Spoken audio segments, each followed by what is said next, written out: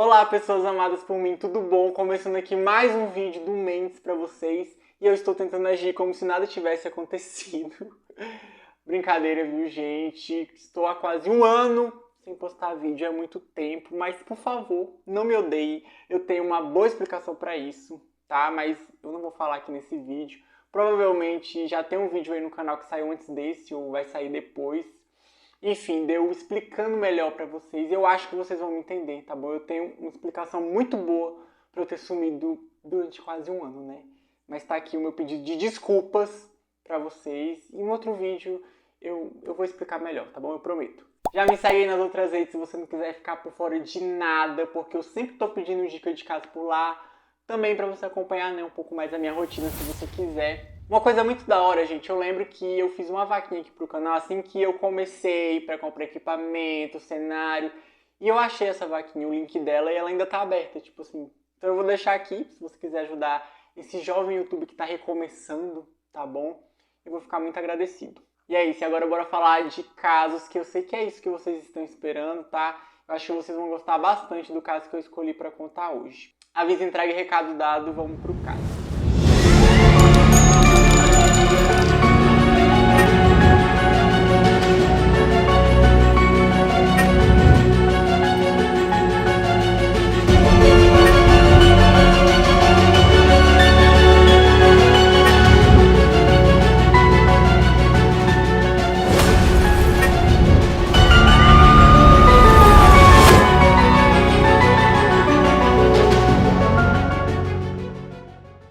Candice Lynn Wheeler nasceu em Lucas, no Texas, em 15 de novembro de 1949.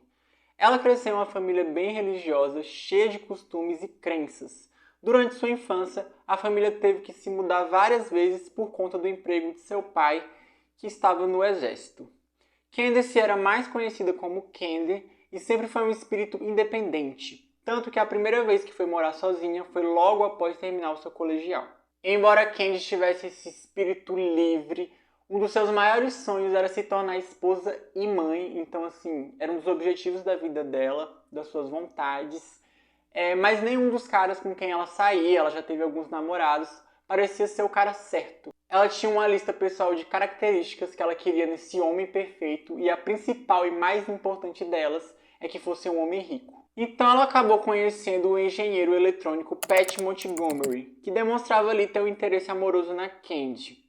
A primeira vez que a Candy pôs os olhos no Pat, ela não ficou muito animada, ela o achou muito introvertido e não muito bonito. Mas ele estava decidido a um dia ser um homem rico, então a Candy deu uma chance para ele e eles iniciaram ali um namoro. Então depois de um tempo namorando, o Pat pediu a Candy em casamento, e aí ela aceitou, ela viu que era a melhor proposta para ela ali naquele momento, o melhor negócio, que não ia aparecer outro cara. E já que ele tinha toda essa disposição a ser rico, ela acabou aceitando. Então no início dos anos 70, eles se casaram. E o casamento deles foi uma coisa bem simples, a lua de mel foi bem barata. A Candy na época era secretária. E aí, com o passar do tempo, o Pat acabou se destacando na sua empresa. Ele se tornou um dos funcionários mais brilhantes. E com isso a renda dele, assim, multiplicou muito o valor. Ele passou a, enfim, mudou de vida, né? Isso que eu tô querendo dizer. Passou a ter um salário bem melhor. E aí, em 1979, eles acabaram comprando a casa dos sonhos deles, que ficava em Lucas, no Texas. Então, no ano de 73, eles tiveram sua primeira filha. E no ano seguinte, logo em 74, eles tiveram mais um filho. Eu não vou saber dizer para vocês o nome certo deles, porque isso aí foi uma coisa que nunca foi revelada, né? É bem difícil achar informações sobre os filhos da Candy. Mas na série que foi produzida pela Hulu, baseada nesse caso, na série eles se chamam Jason e Becky, né? Mas são pseudônimos. Mas, segundo algumas fontes, eles se chamam Jennifer e Ian, na realidade. Mas não é nada assim confirmado com toda certeza. O que se sabe sobre eles é que eles eram bastante próximos dos pais deles, eram bem envolvidos na comunidade e também na igreja local, que era a igreja metodista de Lucas, que eles frequentavam. Já a Candy, nessa época, ela trabalhava numa pequena firma de decoração junto com uma amiga dela, e ela era descrita como uma mulher bem guerreira, uma mulher feliz, bem ativa na comunidade, bem simpática. Ela também dava aulas bíblicas na escola dominical da igreja dela, que ela era membro. Na verdade, a maioria da comunidade dessa cidade era membro da igreja. Era assim, poucas pessoas que ficavam de fora, mas a maioria congregava nessa igreja metodista. E foi nessa época que a Candy e o Pat acabaram conhecendo um casal de amigos ali pela igreja. Eles cantavam juntos no coral, a Candy, o Pat, mais esse casal, então eles acabaram se tornando próximos e viraram bastante amigos. Beth Gore nasceu em Norwich, no Kansas. Ela se tornou uma estudante popular e envolvida em muitas atividades e tinha vários amigos. Um dos seus sonhos era ser professora. Beth e Alan Gore se casaram em janeiro de 1970, mesmo ano que nasceu a primeira filha do casal. Alan conseguiu um emprego em um conglomerado industrial chamado Rockwell International. Alan Gore não era considerado um homem bonito por muitos e nem muito atraente. Ele era um homem muito reservado. No ano de 1976, a Beth Gore conseguiu um emprego na escola primária de Lucas como professora, mas isso aí não durou muito tempo, apesar de ser um dos seus sonhos desde a juventude, porque ela não conseguiria controlar os alunos indisciplinados, então ela tinha um problema em fazer com que os alunos ali tivessem um respeito com ela, então ela acabou deixando a escola. Eu também li uma informação que depois disso ela acabou adotando 2 crianças que ficaram com ela por um tempo, 2 meninos, mas eu não consegui achar muitas informações sobre isso, então não sei quanto tempo eles ficaram com elas, mas enfim, não durou tanto tempo assim também. Então depois que a primeira filha do casal nasceu, chamada Alyssa, a Beth descobriu que provavelmente ela tinha depressão pós-parto, né? Hoje se sabe que poderia ser isso, mas na época, nos anos 70, gente, era tudo mais complicado. Então, assim, não tinha um tratamento, um acompanhamento. Muitas vezes ela ia para o hospital, enfim, falava os sintomas e ela voltava com alguma medicação e tomava, mas não tinha, de fato, um tratamento. Então ela acabou tendo alguns problemas. Mas, apesar desses problemas, a Beth queria ter um segundo filho e ela queria planejar da maneira mais perfeita. Ela queria planejar até quando o bebê ia ser feito para que ele nascesse no meio do verão. E esse era um comportamento assim que irritava um pouco o Alan, porque ele sentia que a relação dos dois estava se tornando algo mecânico. Então, em junho de 1979, a Beth deu à luz a sua segunda filha, chamada Bethany, e a Beth se esforçava ao máximo para ser uma boa mãe. Eles até estavam planejando ali fazer uma viagem para a Europa, o que entra bastante em conflito com a sua personalidade nessa primeira série que foi produzida sobre o caso. Alguns familiares reais da Beth acharam ruim como ela foi representada na série, né? Porque na série mostra muito um lado dela deprimente, de uma mulher fria, uma mulher que está completamente entediada, que não tem muita emoção. E aí eles falam que ela não foi representada da maneira certa, que na verdade ela era uma mulher muito divertida, uma mulher legal. Ela só estava passando ali por uma fase ruim, né? Como eu falei pra vocês, ela tinha alguns problemas. Então a série não mostrou muito esse lado dela, porque pegou lá mais pra época do caso, onde ela já estava um pouco cansada. Então, com o tempo, a Beth foi ficando mais deprimida, né? Principalmente quando a sua segunda filha nasceu. E aí as relações íntimas entre ela e o Alan acabaram ficando praticamente inexistentes. O Alan também tinha que ficar viajando sempre para fora da cidade por conta do seu emprego, ele tinha algumas reuniões fora. Então isso era uma coisa também que deixava a Beth um pouco irritada, porque ela estava sempre ali sozinha com as filhas. No dia 13 de junho de 1980, era uma sexta-feira, o Alan fez uma viagem de negócios para Minnesota, fora da cidade. E como de costume, ele sempre ligava para Beth para saber como ela e as filhas estavam. Nesse dia também, eles estavam terminando o planejamento de uma viagem que eles iam fazer com as filhas para a Europa, só que a Beth não atendia nenhuma das suas ligações. O Alan ficou extremamente preocupado porque não era comum a Beth não atender o telefone. Como ela estava sempre em casa, ela estava sempre à disposição de atender às suas ligações. E aí ele ligou durante a manhã inteira e nada. E aí ele ligou para alguns vizinhos depois e pediram para eles olharem lá a casa para ver se estava tudo certo, né? Se tinha acontecido alguma coisa. E aí na parte da tarde, alguns vizinhos foram lá, passaram na frente da casa, assim, olharam por cima e aí disseram para ele que parecia que tudo estava normal. O Alan também ligou para Candy e aí perguntou sobre a Beth, e ela disse que tinha visto a Beth naquele dia por volta das 10 horas da manhã, porque ela tinha passado na casa da Beth para pegar um maiô para Alyssa, que é filha da Beth, que estava passando algumas noites ali na casa da Candy. A filha da Candy e a Alyssa eram bem amigas, então ela já tinha dormido lá a noite anterior, e aí eles iam banhar, né? E ela tinha que ir lá pegar esse maiô. Ela disse que foi lá, pegou, viu a Beth, parecia que ela estava bem, mas foi só isso. Só que aí passou a tarde, chegou a noite e a Beth continuava sem dar nenhum sinal de vida. Então Alan do hotel ligou mais uma vez, muito preocupado, para um vizinho que morava na casa da frente, que já tinha ido lá, né, mais cedo, e ele pediu, por favor, para ele ir lá de novo, e dessa vez que ele tentasse entrar na casa para ver se estava tudo bem. Então o vizinho de Alan, chamado Richard Park, foi novamente à casa para verificar. Ele já tinha ido lá mais cedo, mas dessa vez ele foi junto com mais 2 vizinhos do Alan, eram eles Jerry e Lester Craigley. Assim que eles tocaram na porta da frente, perceberam que ela estava destrancada. Imediatamente entraram. Richard então percebeu um barulho que parecia um choro de um bebê. Ele seguiu o som e foi atraído até o quarto da filha mais nova do casal. Lá ele encontrou a bebê Bethany, desidratada, faminta, com a fralda suja e deitada em cima dos seus excrementos. Ela havia sido deixada lá por cerca de 13 horas. Rapidamente o Richard a pegou no colo, enquanto os outros 2 homens procuravam a Beth pela casa. Então um rastro de sangue os levava até a porta da despensa, que se encontrara entreaberta.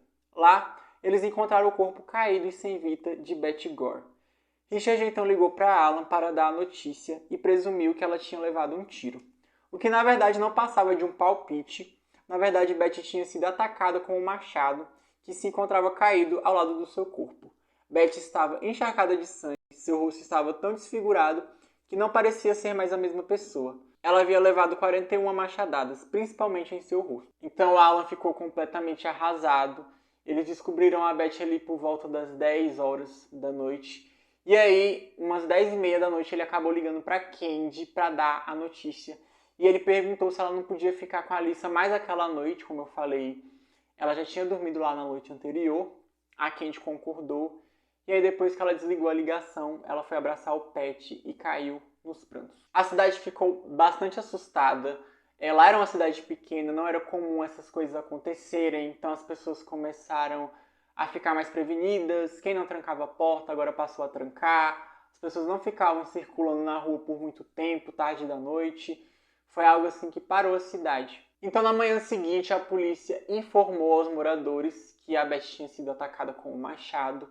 E aí até esse momento, né, estava muito recente, eles não tinham pista nenhuma e esse caso era bem misterioso, também não tinham muitas informações. Mas o que eles puderam dizer para a comunidade é que eles sabiam que o autor do crime tinha tomado banho depois que cometeu tudo, porque eles tinham encontrado o banheiro molhado e algumas manchas de sangue ali pelo ralo. Isso indicava que ele tinha, né, se lavado depois e também que ele estava usando sandálias de borracha, porque perto do corpo da Beth foi encontrado uma marca de chinelo. A polícia não queria acreditar que quem fez isso foi alguém de fora, alguém que não conhecia a Beth, alguém de fora da cidade. Primeiro porque a casa não tinha sinal de arrombamento nenhum, então quem entrou lá entrou bem fácil, ou ela deixou entrar porque a porta estava aberta. Então assim, provavelmente ela conhecia a pessoa, então a polícia começou a seguir essa linha de investigação de que quem fez isso com a Beth era alguém bem próximo. Então eles começaram a interrogar amigos e familiares da Beth, né, pessoas da igreja dela, que já trabalharam com ela. E aí eles interrogaram o Alan, o marido dela. E eles tinham um álibi forte, né, ele estava trabalhando, estava fora da cidade, os colegas, né, confirmaram isso. Só que o comportamento dele chamou um pouco a atenção da polícia, porque ele parecia bem frio. Parecia que ele não estava se importando muito, ele não demonstrava muitas emoções, respondia as coisas com calma e naturalidade. Esse já era o jeito do Alan normalmente, então assim, não tinha como saber. A polícia também perguntou se ele tinha um caso fora do casamento, para eles verem, né, se eles conseguiam associar alguma mulher de fora. E ele disse que não, que ele nunca tinha tido um caso fora do casamento. Eles também interrogaram a Candy e ela disse que tinha visto a Beth naquele dia por volta das 11 horas. Como eu falei pra vocês, ela tinha ido até a casa da Beth pegar o maiô pra Alyssa. E ela disse que foi lá, conversou um pouco com a Beth, pegou o maiô, que foi bem rápido. E aí ela voltou porque ela tinha que dar aula bíblica, né, na escola. O que foi confirmado, né, pelos membros lá da igreja, que ela realmente foi lá dar aula. E uma amiga da Alyssa, né, que estava lá na casa da Candy, disse que viu realmente a Candy saindo com o carro por volta das 11 horas. Só que assim, gente, a polícia não tinha nada nas mãos, nenhum suspeito. E a Candy foi a última pessoa que viu a Beth com vida, provavelmente. Então, assim, os olhares dele estavam atentos a todos, mas estavam mais em cima da Candy, né? Porque, enfim, né? Se alguém fosse ali o culpado, provavelmente pelas possibilidades, que eram poucas, poderia ser ela. E aí a Candy fez uma coisa muito estranha. Ela pegou as suas sandálias e picotou com a tesoura de jardineiro, o que foi bem estranho, como eu falei pra vocês, né? A polícia disse que quem fez isso estava usando sandálias de borracha e ela acabou se livrando dela dessa maneira, assim, do nada. Mas eles interrogaram ela outras vezes e ela sempre manteve firme a sua história. Ela não mudava nada. Só que aí o Alan acabou cedendo à pressão dos policiais. Então ele acabou confessando para a polícia que ele tinha tido um caso sim fora do casamento. E esse caso que ele teve foi com a Candy. Então a polícia já estava desconfiando dela nesse momento, né? Foi um choque assim para todo mundo, porque ninguém desconfiava, ninguém fazia ideia que esses dois estavam envolvidos, né? E agora o olhar da polícia estava muito mais pesado sobre a Candy. Então a Candy foi chamada para ser interrogada novamente. Isso porque ela nunca tinha citado o suposto caso que teria com Alan Gore. Mas antes de retornar à delegacia, Candy contratou os serviços de um advogado de defesa chamado Don Crowden, que era membro da sua igreja. Mesmo assim, ela foi presa e acusada de assassinato, né? Só que ela não ficou muito tempo, ela saiu porque ela pagou a sua fiança.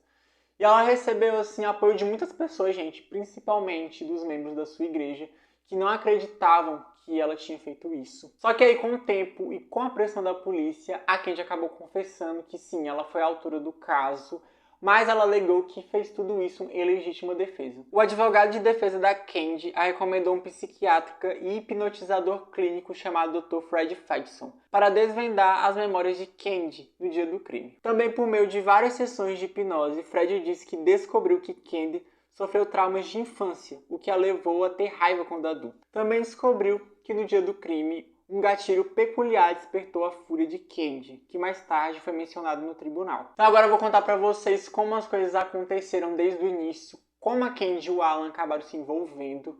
Na verdade, a Candy estava totalmente entediada da sua vida, essa vida de cidade pequena, ela achava que faltava alguma emoção para ela. E aí veio na cabeça dela de ter um caso. Ela pensou que se ela tivesse um caso fora do casamento, isso aí ia dar uma emoção, isso aí ia animar as coisas, talvez ela não ficasse tão entediada. Só que ela estava com um pouco de dificuldade de achar algum parceiro, né, que topasse, que ela olhasse e se interessasse. A igreja deles fazia um jogo de vôlei toda semana, então no ano de 1978 estava acontecendo um desses jogos. E aí teve um momento, né, a Candy estava jogando, o Alan também estava. Teve um momento específico que eles praticamente se trombaram, porque eles foram sacar a mesma bola e se bateram, né? E aí a Candy começou a reparar no Alan.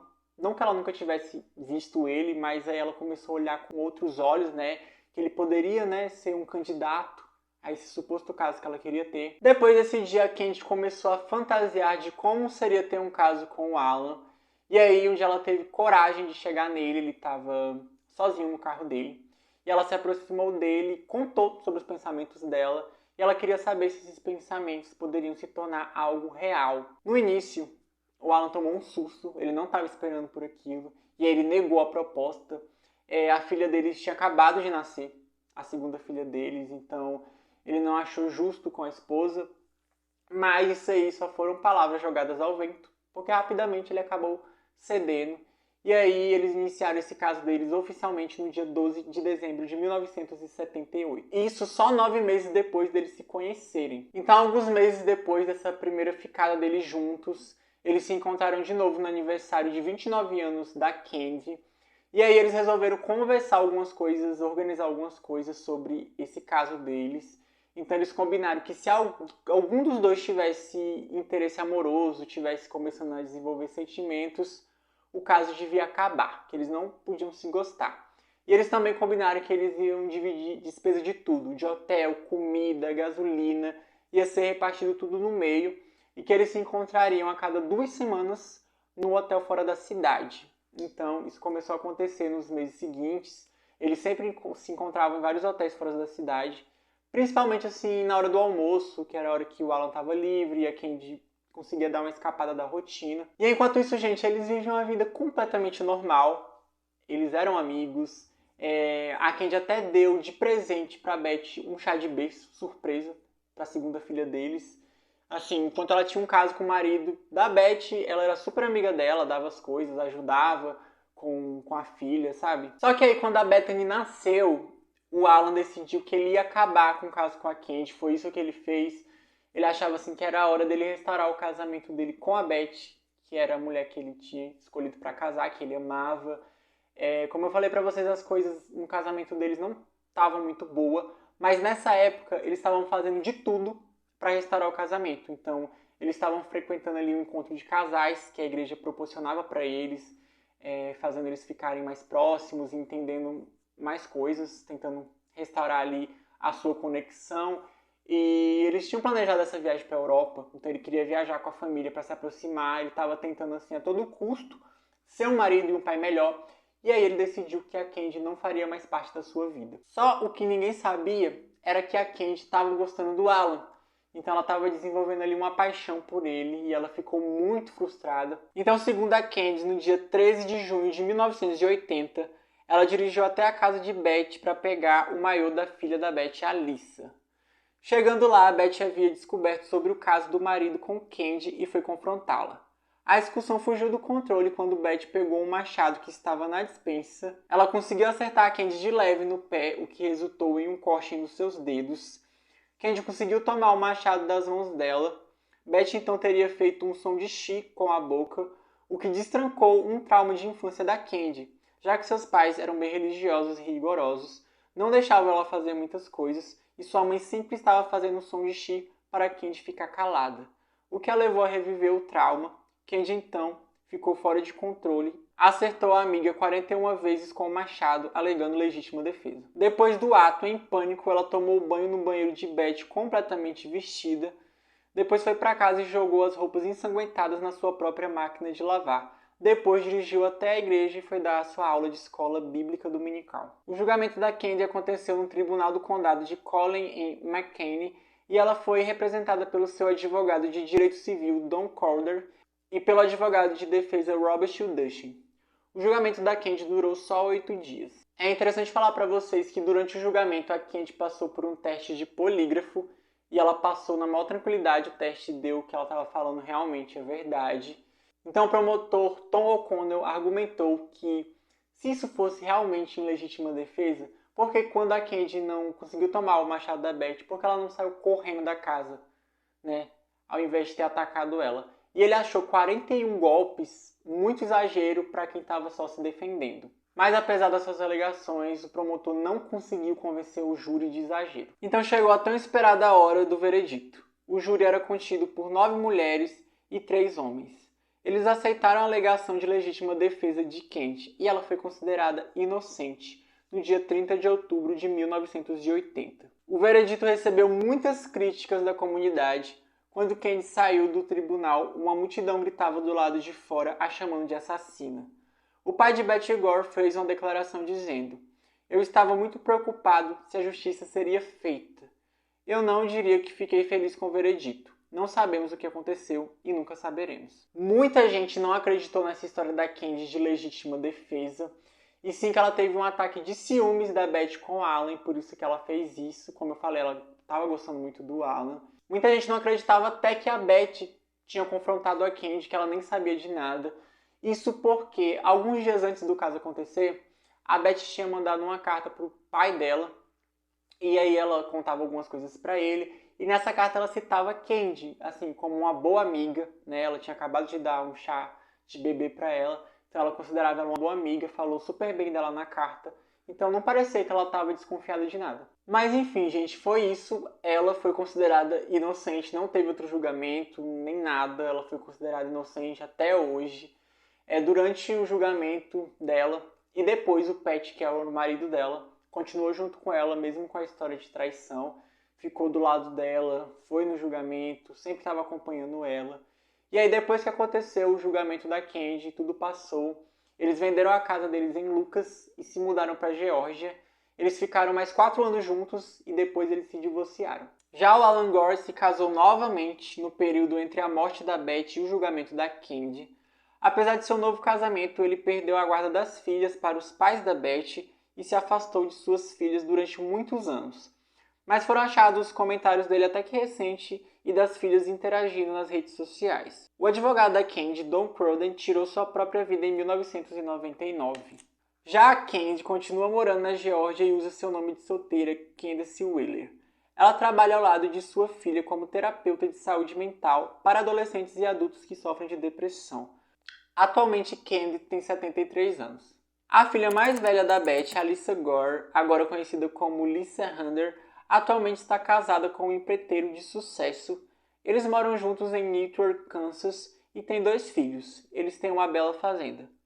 Já a Bethany Gore se casou em 2012 e ficou conhecida como Sra. Chad Mickey. O casal mora em Las Vegas, Nevada. Ela atua como diretora assistente no Coral Academy of Sciences. O pai da Beth, Charles Pomeroy, conhecido como Bob, faleceu em 13 de junho de 2003. Sua esposa, Bertha Hancock Pomeroy, faleceu em 4 de janeiro de 2010. Em 1990 foi lançado um filme para TV baseado no caso, chamado Assassinato em uma Pequena Vizinhança, traduzindo literalmente.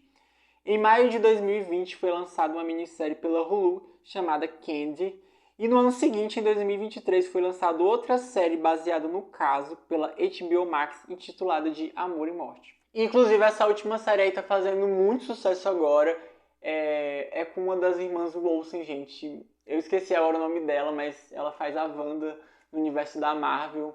E, enfim, não sei, não assisti. Eu assisti Candy, assisti 2 episódios de Candy, na verdade, que foi a primeira.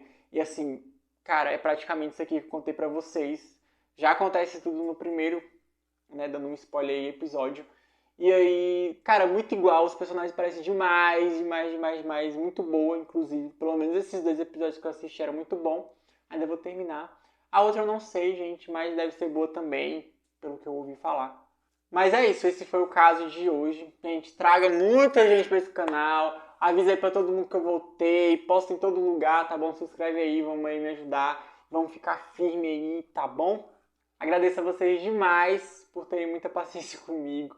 Sério, agradeço muito. Muito obrigado. E eu vejo vocês no próximo caso, tá bom? É nóis.